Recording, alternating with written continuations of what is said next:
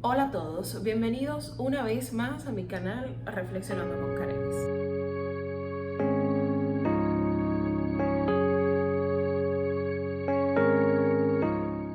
Amigos, en el programa de hoy pretendo hablar de un tema que me han sugerido muchísimo a través de las redes sociales y creo que es el momento oportuno para hablar de él.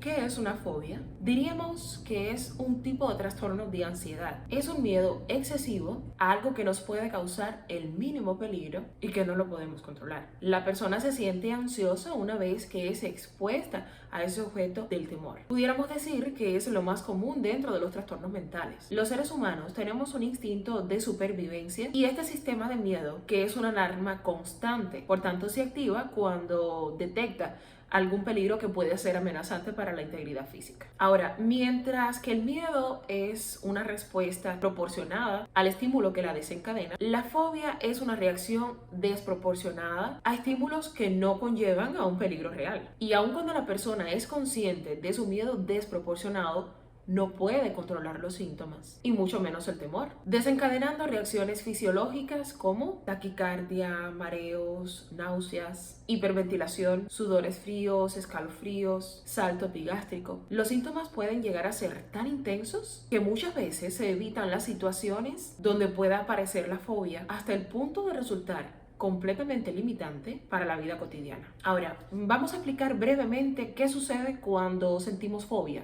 Pudiéramos decir que el cerebro tiene varios niveles y en esto se desencadena un estímulo. Es un sistema eléctrico que activa o echa a andar todo el proceso y básicamente son circuitos que no logramos frenar. Pero sí hay una buena noticia. Se puede entrenar, se puede llevar a terapia a un sistema de desensibilización sistemática para desentrenarlo, porque si no constantemente se estará disparando, creciendo y por tanto haciéndonos limitante cada vez que aparezca esta amenaza que para nosotros genera un peligro. ¿Cuándo saber si estamos en presencia de una fobia? ¿O cuándo decir yo tengo una fobia? Cuando un estímulo pequeño te desencadena una reacción desproporcionada. Ahí tenemos un problema. Creo que es muy importante resaltar un detalle. El miedo es una herramienta mental muy útil que nos mantiene alejados de lo que pensamos o creemos ser un peligro para nuestra integridad. Pero cuando este miedo no te logra paralizar y sí gestionar acciones para protegerte, pues no es un miedo desproporcionado ni tampoco llega a una fobia.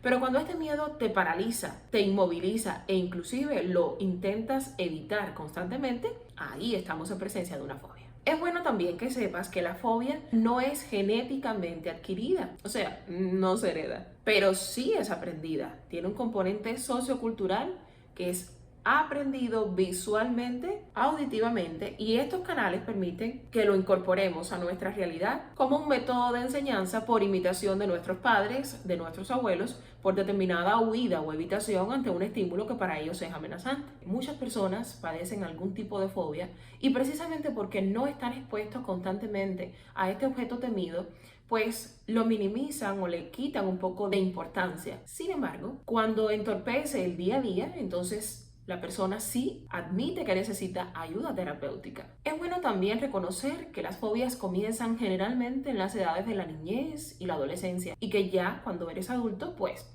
está desarrollado. ¿Por qué en la niñez? Porque es la etapa donde aún no sabemos gestionar bien nuestras emociones. En esta edad, cualquier susto o imprevisto, sensación de asco, asociado a un objeto o un ser vivo, puede memorizarse o dejar una huella desagradable en nuestro cuerpo que mantiene esa asociación. Por eso, la aparición del estímulo relacionado con él vuelve a generar la misma sensación y en la misma intensidad que cuando vivimos la situación traumática en el pasado. Existen varios tipos de fobias. No las voy a mencionar todas, pero sí voy a tratar de mencionar las más comunes o que socialmente son más escuchadas. Pudiéramos ubicarlas en 4 grandes grupos: las fobias de tipo animal, las fobias de tipo ambiental, las fobias relacionadas a procedimientos clínicos o quirúrgicos, o sea, médicos, y las fobias de tipo situacional. Dentro de estos tipos pueden clasificarse de 2 maneras: las fobias simples y las fobias generalizadas. Las simples solo impiden vivir ciertas situaciones y las generalizadas bloquean completamente e impiden vivir casi todas las situaciones de la vida. Ahora, la diferencia entre ellas precisamente radica en el grado en el que se ha estructurado la percepción del miedo y cuánto limita a la persona. Dentro de estos tipos y clasificaciones de fobias, Está la agorafobia, que es el miedo a los espacios abiertos, la acrofobia, que es el miedo a las alturas, la aerofobia, que es el miedo a volar, la claustrofobia, que es el miedo a los lugares cerrados, la velonefobia, que es el miedo a las agujas, la colurofobia, que es el miedo a los payasos, la fobia social, que es el miedo a las relaciones interpersonales, la glosofobia, que es el miedo a hablar en público, la hemofobia o la hematofobia, que es el miedo a la sangre, la escotofobia, que es el miedo a la oscuridad, la tripofobia, que es el miedo a los agujeros o a las figuras geométricas, la aracnofobia, que es el miedo a las arañas, la tanatofobia, que es el miedo a la muerte, la sinofobia, que es el miedo a los perros, la entomofobia, que es el miedo a los insectos, a las cucarachas, la fobofobia, que es el miedo a tener una fobia, y existen muchísimas fobias más que están caracterizadas dentro de los trastornos de ansiedad. Si has logrado identificar alguno de estos en un cuadro sintomático tuyo, pues es el momento de activar la alarma. Ahora, como bien sabemos, la psicología ha desarrollado técnicas para superar las fobias. En lenguaje técnico diríamos terapias cognitivo-conductual, terapias de desensibilización sistemática, pero la esencia de estas técnicas es el desaprendizaje de la ansiedad y la exposición gradual ante el objeto temido. Básicamente diríamos que hay que enfrentarse al miedo y que hay dos formas. Uno, de golpe. Dos, de manera gradual, despacio. Un periodo que puede durar días, meses o inclusive hasta años. Por eso te recomiendo, ante todo, que identifiques tus miedos. Entra en contacto directo con tus emociones. Reconoce si hay problema y, por supuesto, atiéndelo. Porque las fobias sí se pueden superar, pero en ningún caso podrás hacerlo por tu propia cuenta. Se necesita ayuda psicológica para elegir qué terapia es más recomendable en función de la personalidad y del grado de la fobia. Se pueden utilizar diferentes tratamientos, que a veces incluyen técnicas de relajación, terapias e inclusive medicamentos ansiolíticos. Pero lo más efectivo es la terapia cognitiva conductual. Es esa terapia que trabajamos los psicólogos en un proceso terapéutico, confidencial y progresivo. Porque a través de esta terapia se busca el origen, se trata de conocer bien a fondo el objeto fóbico y, por tanto, de manera sistemática, desensibilizar el temor. Por eso estos recursos que hoy te voy a dar quizás no resulten suficientes, porque es necesario descubrir el problema, ya que si no se profundiza en ello, el sujeto puede llegar a trasladar la fobia de un objeto a otro. Por eso cada caso es específico y se debe identificar y referir a cada uno el tratamiento indicado. Aquí te van entonces recomendaciones para lidiar con este tipo de trastorno de ansiedad.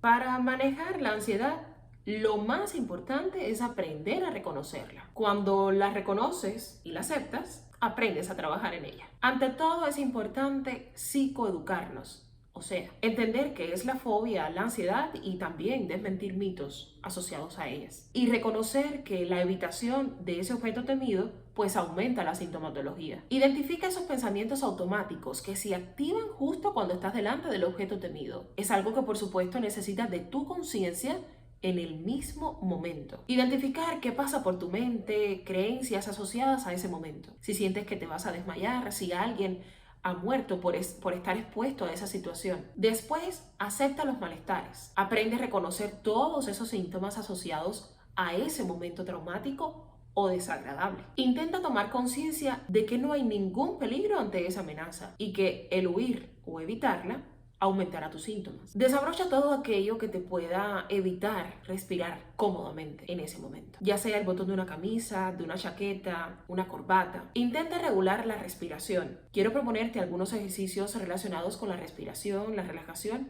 y la meditación que te van a ayudar muchísimo en momentos como estos. Concentrarte en la respiración ayudará a conocer cada uno de tus síntomas y poderlos después trabajar, identificar y aprender a controlar. Si ante ese objeto temido o situación desagradable reaccionas sencillamente asociando, concientizando la manera en la que lo haces, inhalando profundamente y exhalando suavemente, intentando que todo este cuadro sintomático fisiológico disminuya y que puedas pensar en una posible solución ante esa situación. Utilizar el teléfono, hacer una llamada, distraer la atención visual, pueden desenfocarte de ese momento estresante. Intenta ir a un lugar relajado donde puedas tomar aire puro, respirar profundo, donde te sientas cómodo. Intenta encontrar la forma de salir de esa situación respirando profundo o haciendo algo físico que desenfoque tu atención de ese objeto temido. Es muy importante que aprendas a manejar las preocupaciones asociadas a ese objeto temido, falsas creencias, a mitos, a costumbres arraigadas precisamente al evento sociocultural, porque generalmente ocurre que la situación en sí no es lo que genera el peligro, sino nuestra falsa creencia o falsa expectativa de esa realidad. Intenta hacer una rutina de ejercicios a largo plazo, una actividad sistemática que vincule a casi todos los músculos, porque encontrar una rutina de ejercicios o actividad física que disfrutes, como caminar, bailar, pues involucra movimientos repetitivos de grandes grupos de músculos que pueden aliviar el estrés porque libera serotonina y disminuye los síntomas de ansiedad. Por supuesto, no creas que esto será perfecto la primera vez que lo intentes, pero siempre es posible hacerlo mejor en el próximo intento.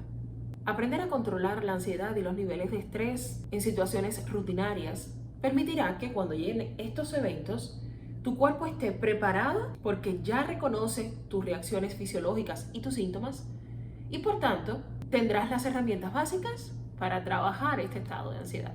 Por eso es tan importante que pases tiempo de calidad con tus seres queridos. Una cena familiar, comunicación constante, expresión de tus sentimientos y emociones. No ocultar lo que sientes y cómo lo experimentas. Siempre recuerda que expresar tus emociones va a permitir sentirte libre y por tanto autorreconocerte. Intenta una alimentación adecuada, también suplementos y remedios naturales. La deficiencia en nuestro cuerpo de la vitamina D favorece muchísimo los estados de ansiedad y de pánico. El consumo de esta vitamina, el mantener cierto vínculo con la naturaleza, tomar té de manzanilla, tomar té verde, son esencias naturales que favorecen la relajación muscular y la liberación del estrés y la ansiedad. Ahora utiliza técnicas de relajación de manera sistemática, como la visualización, la respiración, la risoterapia, la aromoterapia, la bailoterapia.